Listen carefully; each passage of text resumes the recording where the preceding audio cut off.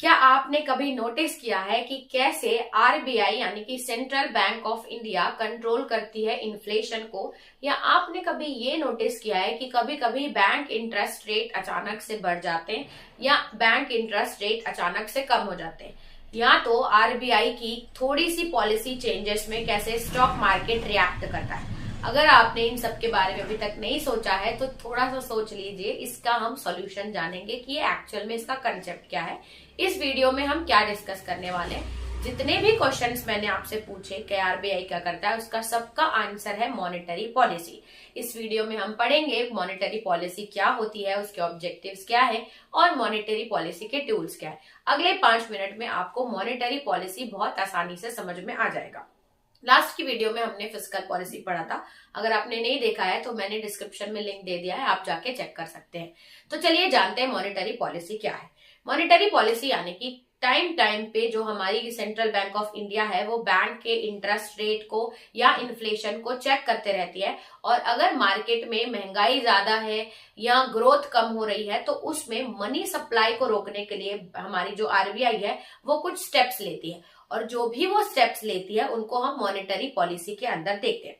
तो ये था थोड़ा ओवरव्यू, अब आपको अच्छे से समझ में आएगा जब आप डिटेल में समझेंगे। तो जैसे कि ये मॉनेटरी पॉलिसी होती क्या है, तो लिखा है कि ये जो पॉलिसी है ये किसकी होती है, ये सेंट्रल बैंक की होती है यानी कि आरबीआई।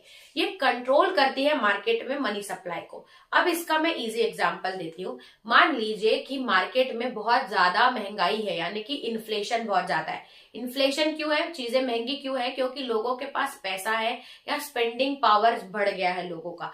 तो इस केस में गवर्नमेंट क्या करती है, जो बैंक इंटरेस्ट है यानी कि जिस रेट पे बैंक इंटरेस्ट या लोन देती है उस इंटरेस्ट को बढ़ा देती है। पहले किसी को 15% पे मान लीजिए बैंक से लोन मिल जाता था इंटरेस्ट पे, अभी गवर्नमेंट या आरबीआई क्या करती है, डायरेक्टली उस इंटरेस्ट रेट को 25 कर देती है। अब क्या होगा, जैसे बैंक रेट इंक्रीज होगा यानी कि, तो अब क्या होगा, अब ये लोन लेना क्या हो जाएगा, कॉस्टली। अगर लोन लेना कॉस्टली हो जाएगा तो लोग कम लोन लेंगे।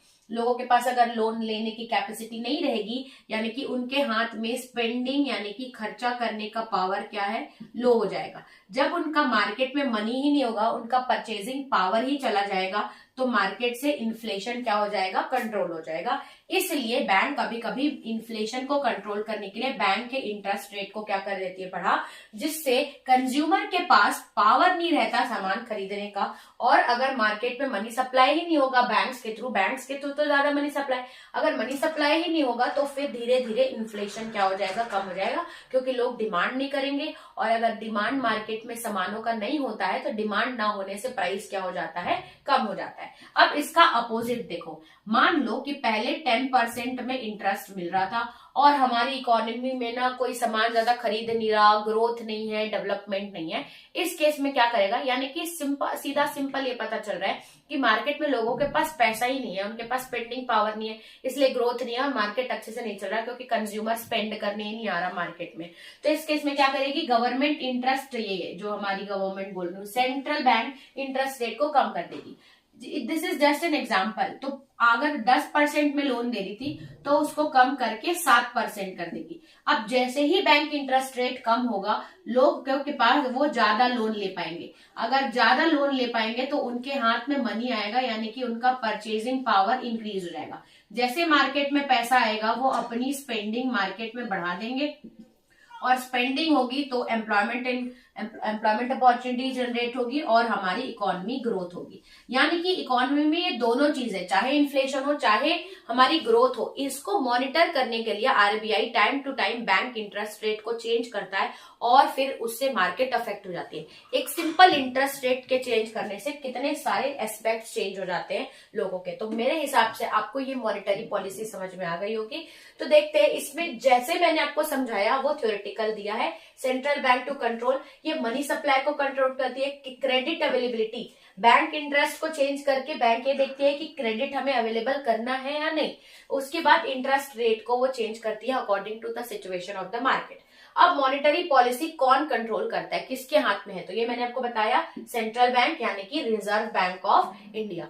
अब ये अपनी मॉनेटरी पॉलिसी चेंज करके क्या करती है, इन्फ्लेशन को कंट्रोल करती है, प्राइस स्टेबिलिटी, चीजें ज्यादा महंगी ना हो। अगर कोई चीजें ज्यादा महंगी हो गई हैं बहुत ज्यादा प्राइस बढ़ गए हैं तो बैंक क्या होता है, लोगों का परचेजिंग पावर हम कम कर देते हैं। अगर परचेजिंग पावर ही नहीं होगा, लोगों के पास पैसा नहीं होगा, तो वो उस चीज को डिमांड नहीं करेंगे। जैसे जैसे डिमांड कम होगी वो ऑटोमेटिकली उस चीज का प्राइस कम हो जाएगा। तो प्राइस स्टेबिलिटी मार्केट में चेक करती है, और टाइम टू टाइम हमारी इकोनॉमी ग्रो कर रही है कि नहीं ये भी चेक किया जाता है। तो आरबीआई के इस छोटी सी पॉलिसी, या छोटी नहीं बोल सकते, इस सडन स्विच ऑफ द या चेंज इन इंटरेस्ट रेट से हमारी इकोनॉमी कितनी हद तक चेंज हो जाती है, अगर आपको समझ में आ गया होगा। तो ये हम मॉनेटरी पॉलिसी चेंज क्यों करते हैं, मॉनेटरी पॉलिसी जब आरबीआई लेके आती है तो उसके ऑब्जेक्टिव्स क्या है। तो कंट्रोल इन्फ्लेशन, अभी मैंने बताया अगर मार्केट में बहुत ज्यादा इन्फ्लेशन है, महंगाई बहुत है, यानी कि मार्केट में पैसा बहुत होगा तभी तो महंगाई ये चीजों बढ़ते जा रही है प्राइस, तो इसमें क्या करेगी, बैंक इंटरेस्ट रेट हाई कर देगी।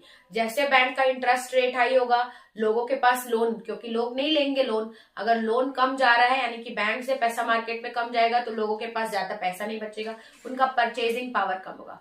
परचेजिंग पावर या डिमांड कम होगी तो धीरे धीरे जो इन्फ्लेशन है वो स्लो डाउन हो जाएगा। तो इस तरीके से वो इंटरेस्ट रेट को चेंज करके इन्फ्लेशन कंट्रोल करती है। इकोनॉमिक ग्रोथ कभी कभी इंटरेस्ट रेट को कम कर देती है ताकि ज्यादा मनी मार्केट में जाए, मनी में मार्केट ज्यादा होगा तो स्पेंडिंग और ग्रोथ भी ज्यादा होगी।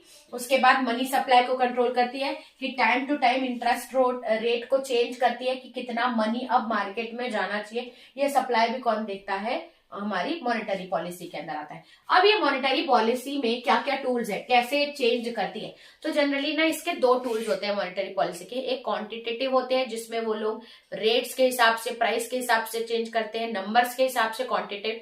एक क्वालिटेटिव टूल्स मतलब कोई लेटर इशू करना या स्कीम या रूल्स डिसाइड कर लेना, टाइम टू टाइम अपने जो रूल्स रहते हैं ना वो चेंज करती है आरबीआई। उससे भी बैंक रिस्ट्रिक्ट हो जाती है क्योंकि सारी बैंक्स को आरबीआई की पॉलिसी के हिसाब से ही चलना है।